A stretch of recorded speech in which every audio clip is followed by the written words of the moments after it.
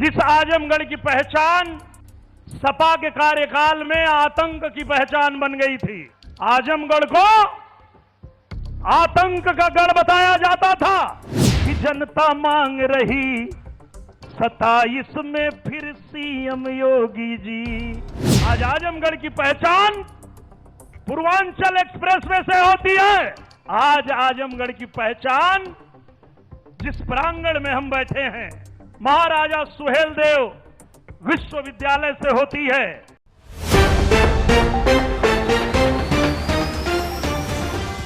मुख्यमंत्री योगी आदित्यनाथ के आजमगढ़ दौरे के दौरान आयोजित जनसभा में पूर्व सांसद दिनेश लाल यादव निरहुआ ने मुख्यमंत्री की जमकर सराहना की और कहा कि उन्होंने आजमगढ़ को नई पहचान देने का काम किया है।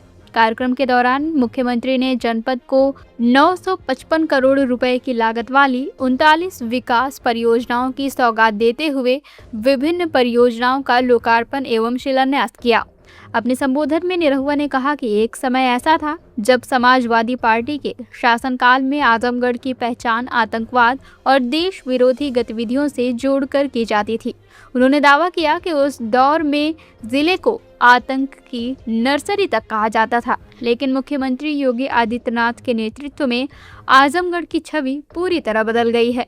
उन्होंने कहा कि आज नया आजमगढ़ पूर्वांचल एक्सप्रेसवे, महाराजा सुहेलदेव राज्य विश्वविद्यालय और तेजी से हो रहे विकास कार्यों के लिए जाना जाता है। निरहुआ ने कहा कि यह परिवर्तन मुख्यमंत्री योगी आदित्यनाथ की दूरदर्शी सोच और विकासपरक नीतियों का परिणाम है, जिसके लिए आजमगढ़ की जनता उनकी आभारी है। मंच से उपस्थित लोगों का अभिवादन करने के बाद निरहुआ ने आगामी 2027 विधानसभा चुनाव का भी जिक्र किया। पूर्व सांसद ने यह भी कहा कि जनता को बुलडोजर वाला नियम पसंद है, क्योंकि इससे गुंडों, माफियाओं और अपराधियों पर प्रभावी कार्रवाई हुई है। उनके अनुसार जिस उत्तर प्रदेश को कभी बीमारू राज्य कहा जाता था, वही आज विकास और कानून व्यवस्था के क्षेत्र में नई पहचान बना रहा है। निरहुआ ने दावा किया कि किसान, युवा, महिलाएं और समाज का हर वर्ग मुख्यमंत्री योगी आदित्यनाथ के नेतृत्व पर भरोसा जता रहा है और प्रदेश को आगे बढ़ाने के लिए उन्हें फिर से मुख्यमंत्री के रूप में देखना चाहता है। आज आजमगढ़ की धरती पे परम पूज्य हम लोगों के यशस्वी मुख्यमंत्री पूज्य योगी आदित्यनाथ महाराज जी का आगमन हुआ है। ये हम सब के लिए सौभाग्य की बात है और जब भी पूज्य महाराज जी आजमगढ़ आए हैं तो आजमगढ़ के लिए सौगात लेकर आए हैं।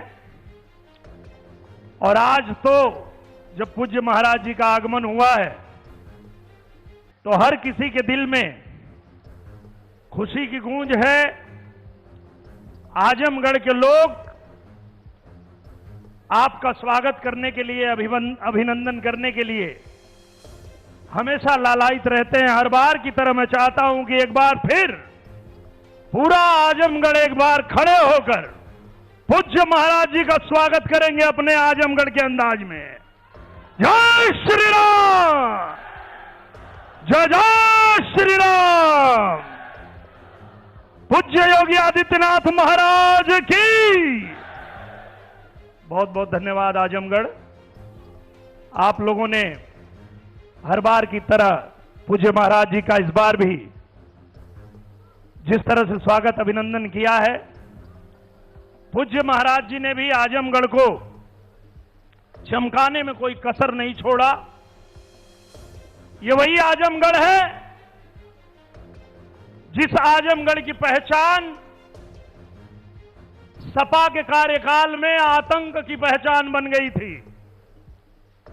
आजमगढ़ को आतंक का गढ़ बताया जाता था कि ये आतंक की नर्सरी है। आजमगढ़ से ऐसे बच्चे निकलते हैं जो देश विरोधी गतिविधियों में शामिल होते हैं, पर पूज्य महाराज जी की देन है कि पूज्य महाराज जी ने आजमगढ़ की पहचान ही बदल दिया। आज आजमगढ़ की पहचान पूर्वांचल एक्सप्रेसवे से होती है। आज आजमगढ़ की पहचान जिस प्रांगण में हम बैठे हैं, महाराजा सुहेलदेव विश्वविद्यालय से होती है। ये है नया आजमगढ़ और ये है पूज्य महाराज जी के हाथों से चमकाया हुआ आजमगढ़। तो आजमगढ़ की तरफ से धन्यवाद तो बनता ही है। एक जोरदार ताली बजा करके पूज्य महाराज जी का अभिवादन कीजिए और धन्यवाद कीजिए। तो मैं सोच रहा हूं कि आज मंच से आजमगढ़ की जनता ही नहीं, हमारे पूरे उत्तर प्रदेश की जनता क्या चाहती है, यहां तक कि हम लोग चुनाव में पूरे देश में भ्रमण करते हैं, पूरे देश की जनता क्या चाहती है, वो आज मैं पूज्य महाराज जी को 2 लाइन में बताना चाहता हूं कि जनता मांग रही है, जनता मांग रही 27 में फिर सीएम योगी जी। पूज्य महाराज जी सिर्फ आजमगढ़ की जनता नहीं, पूरे उत्तर प्रदेश की जनता, चाहे किसान हो, चाहे जवान हो, चाहे हमारी बहनें हैं, महिलाएं हैं, हर किसी की एक ही इच्छा है कि जनता मांग रही 27 में फिर सीएम योगी जी।